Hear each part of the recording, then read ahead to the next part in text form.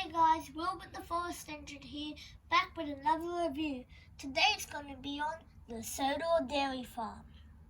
So, this set was released in 2001 with a clickety-clack track piece and then was turned into traction rail. It came with 2 cows and a barrel car and 2 milk pieces. So the barn piece is interesting because it is very spacious, if that's the word, inside. So you can fit a tender or even a small tank engine in there if you wanted to give them a good punishment. So I'll show you how this set plays out.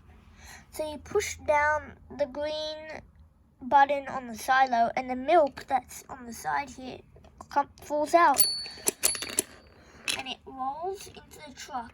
Let me just try that again.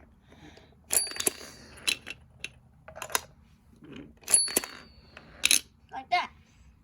So yeah, it inaccurately shows the milk barrels wrong on the box, having them have a round top, while here they have a smaller, what's the word? I'm not sure. So yeah.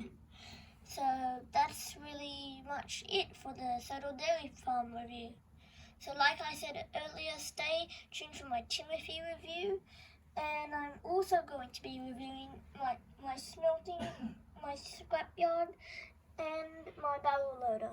So that's it. Bye guys.